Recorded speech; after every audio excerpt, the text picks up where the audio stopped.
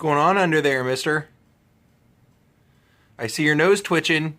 You got your head tucked out just enough to where you can see what I'm up to, can't you? Jawbird. Jawbirdie.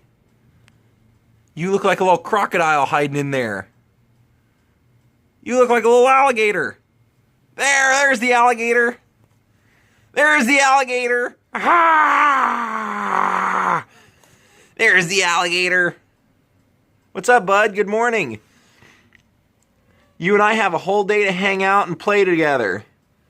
Daze with Jordan the Lion begins Windjaw right now. Good morning, my friends. How are you guys today? Well, this is like, truly feel like it's a day off because even though I worked 2 days, 10 hours a day, then I had a day off and I pretty much slept most of the day, and then I worked 2 12-hour days, I totally remember what it's like having a 5-day-a-week job and why I hated it. Because on your day off, all you're thinking about is, oh my gosh, I gotta go back tomorrow. It's one of those things, so bummer. But it's a day off for me, so I get to go out and have some fun, some concentrated vlogging, and I have a great one.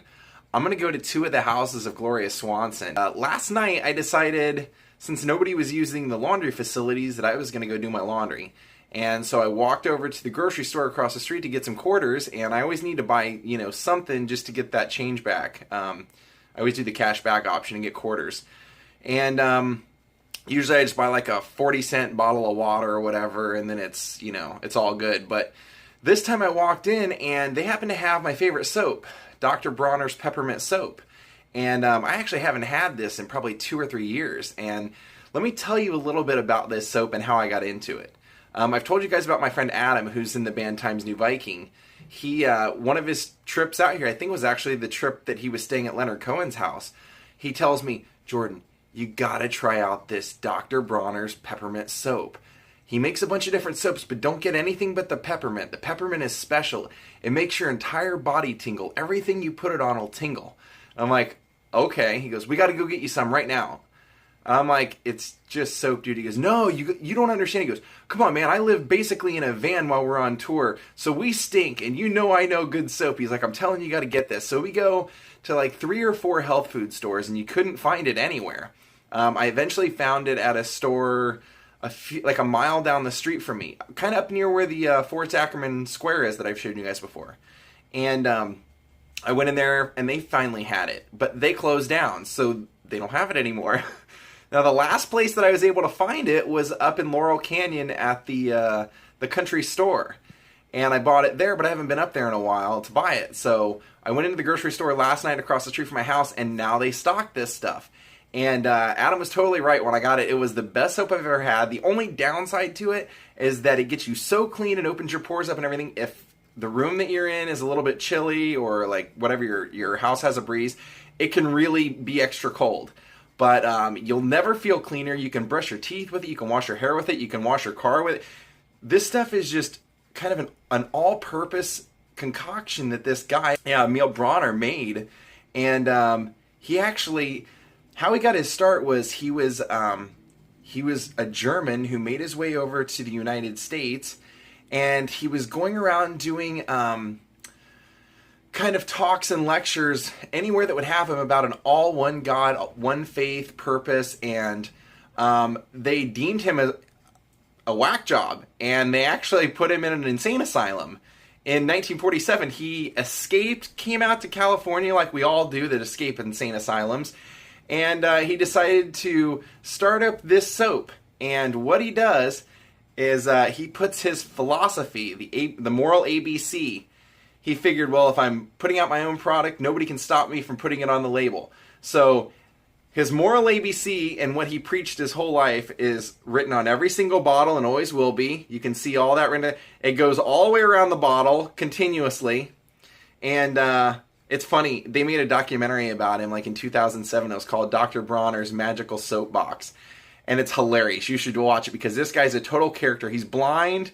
He has a lot to say on this subject, and there's a part where they're interviewing his wife, and they're sitting around the pool, and she's outside the pool while they're interviewing her really up close to the camera, and he's in the background of the pool, and while she's talking, he's just yammering on about the moral ABCs, and it's actually pretty funny. This guy was a real character, so if you've ever been interested in trying some sort of like weird new thing that you can't believe blows your mind, this soap will actually do it. It's kind of hard to believe, but this soap's pretty crazy. And I'm not a paid sponsor. I just happen to love this stuff. And since I needed change, I figured I made a lot of money this week. Why not treat myself to a $10 bottle of soap? So I'm going to get my shower, and then we're going to go out and see Gloria Swanson's house. I think we're going to actually have to do a hike before we go sightseeing today. John needs it. He's been inside for 2 days straight. Here we go again. Busted wine bottle. We made it to Griffith Park.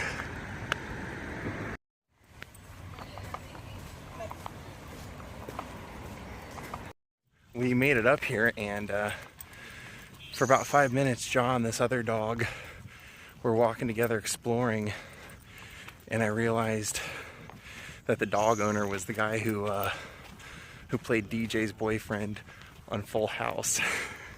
Really nice guy. Really genuinely nice guy. I think his name's Scott Wiener. We made it to the top. He immediately laid on his stomach, or laid on his side and started rolling around. Where are you going? See, there's a Hollywood sign. There's the observatory. There's the hero to our story, breakdancing.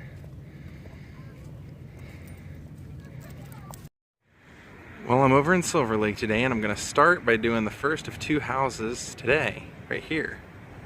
Now, you see that one in the back there? That's 2210, and that address, I doubt that's the same house. That address belonged to Gloria Swanson and her family. Gloria Swanson lived here from the time she was 11 until the time she was 16.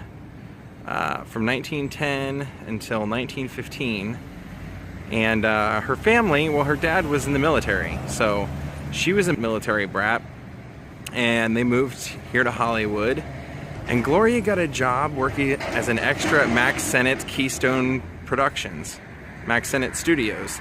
And she was doing extra work one day in 1915. Max Sennett saw her, went over to her and said he was going to make her a star, and said, "I want to make you the next Mabel Normand." And to which, you know, true to Gloria Swanson's personality, she said, "Mr. Sennett, no offense, but I don't want to be anyone else. I want to be me." So Max Sennett signed her to a deal and immediately, you know, basically started trying to turn her into Mabel Normand. And Max Sennett was primarily known for doing slapstick comedy, which she really didn't enjoy. She was not a fan of slapstick. In fact, she said, I loved comedy, but this was not my idea of comedy. She said, I was watching people falling off ladders and falling backwards over sofas and things that you could really get hurt, and I didn't enjoy that. So one day they gave her a script, and she'd been looking at it, and she just said, "Mr. Sennett, I don't want to do this kind of stuff." And he basically said to her, "All right, nobody that doesn't want to work with me has to work with me," and tore up her contract and released her.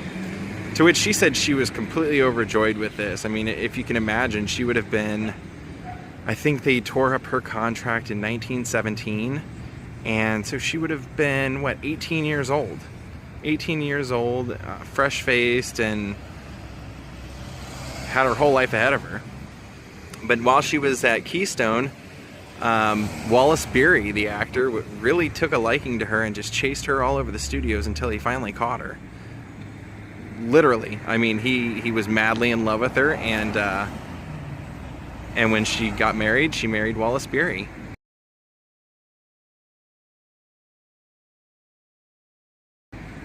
But once she got fired from Max Sennett Studios, and actually she had made movies with Wallace Beery, that's kind of what provoked it all. She had made a movie with him called Teddy at the Throttle. And like I said, she just didn't like slapstick. She didn't want to do that. She wanted to do character acting. She wanted to do movies that had meaning, something that wasn't just a giggle, and something that she wouldn't get hurt doing. So once she was no longer obligated to work for Keystone, Cecil B. DeMille found her, and her whole life changed. She also lived in the Knickerbocker Hotel. She lived in the Castle Argyle, that's kind of in my neighborhood, and she also lived at the Garden of Allah, which is no longer around, but a lot of celebrities, a lot of actors back in the 20s and 30s lived there. Pretty much everybody. Jackie Gleason. I told you guys that F. Scott Fitzgerald lived there. Charlie everybody at some point, even Valentino had a place at the Garden of Allah, because the Garden of Allah was kind of known as a party place, a party hotel. Every time the light stops, this guy goes up and walks through traffic dancing around playing his violin. It's been pretty hilarious.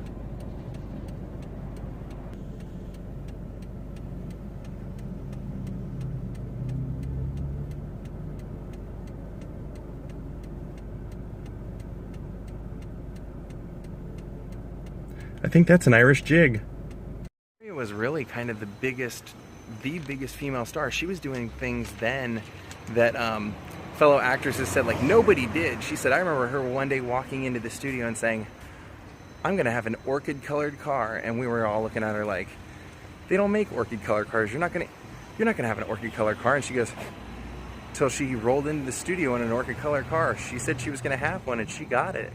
She said she was always larger than life. She said, I remember her throwing a party and we all went and nobody had seen her, and then she came walking down in this luxurious dress as though she was walking down that grand staircase in Sunset Boulevard. She said every eye locked on her. She said all the women were jealous, all the men were like lusting after her, and she said, this actress said, I personally loved it because that was Gloria's personality to a T. So when Gloria Swanson moved out of her parents' place, and incidentally Wallace Beery had moved in with them as well, they moved over here. This apartment wasn't here. Where it says 1638, it was actually 1636, and there was a house there. And for a year, right within distance of Paramount, Gloria Swanson and Wallace Beery stayed here. And that was a pretty pivotal moment in her life, because when she got hooked up with Mr. DeMille gave her everything that she longed for as an actress, you know. Cecil B. DeMille did not do anything small. Everything he did was larger than life. So it gave her ample opportunity to play really out there characters. He went full blown with the costumes.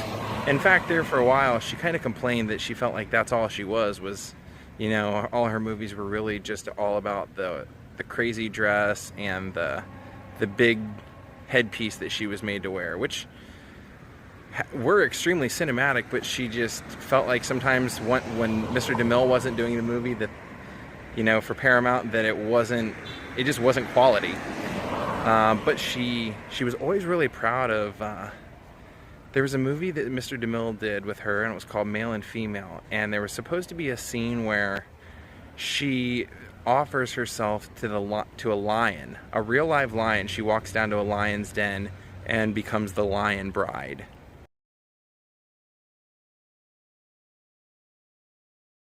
When they got ready to do the scene, Cecil B. DeMille actually canceled it and said, you know, that's crazy, we're not going to do that scene, that's not safe. And she fought him on it, because Gloria had grown up with a painting in her house that was extremely similar, and it was of a woman offering herself to a lion, laying it in front of a lion, and the lion had killed her, and she just felt like that was like kind of a symbol that she should do this. So she talked him into doing it. Cecil B. DeMille grabbed his pistol, went down to the set, and they started ushering the lion to set, and this lion's growling, and Gloria said that the trainers were poking at it, trying to make it angry so that it would growl and it would roar when they were ready to film. And she said that little did they know that 2 weeks later that same lion would end up killing someone. But she said she starts walking down towards the lion, and she said, I really wanted to do it, but I was terrified out of my mind. She said every single hair on my body was standing up on end when I did that. And she said, just as we're getting ready to do the scene, I look off to the side of the set, and my father had come back from World War I and had come with my mother onto set and was watching this, and She said, when I went down, I laid down in front of the lion, and when the lion put his paws on my back, she said, I could feel every second go by, I could feel every hair standing up. And they ended up getting the shot. The movie was a success for her, but as far as getting to fulfill, you know, doing these great characters and these big pictures that she wanted to do.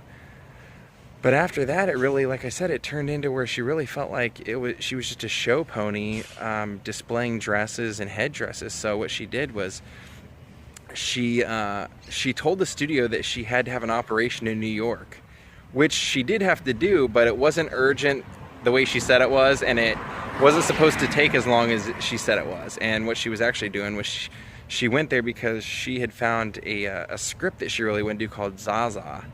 And Zaza was a woman who lived in New York, who basically the character was, she was a lonesome woman in New York who would take the subways and would walk around the city alone and this and that. And they were all things that Gloria had never done. She'd never been on her own. She was terrified of confined spaces. So to get ready for the job, she took a job at Gimbel's department store for a while. She started riding the subway, even though she was terrified. The people who worked for the movie, like the producers and stuff, would go down with her, get her on the train, like they would act as though they were going to get on the subway with her, push her in, and then let the doors close, and she would tell them how terrified she was later. She said, like, once she got on the train, it was so packed in there she couldn't move, that people would start pushing her through the train car until finally somebody literally pushed her off the train car. And she just said it was like, it was such a humbling experience being that terrified and getting that much into character. But Zaza became a hit for her, and through that she ended up going over to France, getting married to French royalty, coming back, and Paramount and United Artists started having a bidding war on her. She also, after she left here, bought her first house in Beverly Hills. And I say first house in Beverly Hills, it was literally the first house in Beverly Hills. Gloria Swanson owned the first house in Beverly Hills as an investment. But when she came back from New York, she was bigger than life. She was the biggest star. And here in a few days, I'll show you her first property in Beverly Hills. I'll tell you a little bit more. I'll show you in a few more days the house that her and Joseph Kennedy had an affair in when they had their production company together. And I'll tell you that story. It is a bummer that both places that we went to today don't exist, but I wanted to show you the property because that was where she got her start. She ends up becoming the biggest movie star in silent film. She also, like I told you guys earlier, she was one of the people that transcended the changeover. When it went to talkie, she made it.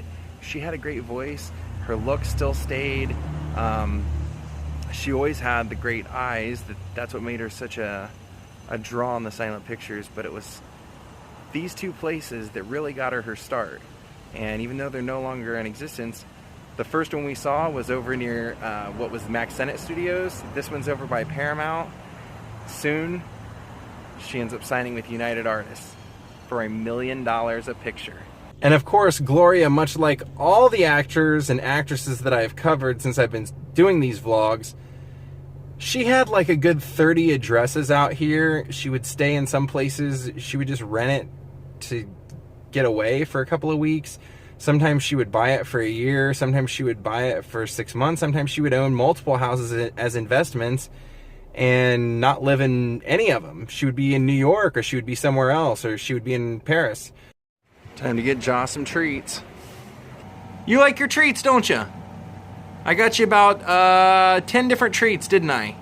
Alright guys, in a little bit I'm going to walk over and I'm going to show you the Castle Argyle apartment building where Gloria Swanson moved into later on in life, after she moved out of the house that Joe Kennedy had gotten for her. That vlog's coming in a few days, like I told you, but it was so... The reason I wanted to do these places first is because it just kind of blew my mind that Gloria Swanson was married when she was 17 to a 30-year-old Wallace Beery, and those were the places they lived, those were the stomping grounds that they had, and I figured everybody kind of knows that she was in Sunset Boulevard. Everybody knows that aspect of her life. I felt like I really wanted to start a little earlier, and as the vlogs progress, then I'll kind of introduce some later things in her life to you. And to finish off our vlog for this evening, there's the Castle Argyle. And I don't know exactly what room it was that Gloria Swanson moved into, but it would have been 1930. And I totally believe it too, because the house that she had, that Joe Kennedy had built for her in 1926 that she moved into, is up Beechwood Canyon off Holly Ridge. So that would have been about a 3-minute drive from there to here. So it seems like this would have been a very good transition apartment for her before she got another house. So there you go. Now I'm going to be back tomorrow, and I'm going to do a little bit more Gloria Swanson stuff, and kind of to tie up the whole story. From Hollywood, California, friends, saying good night and vlog over.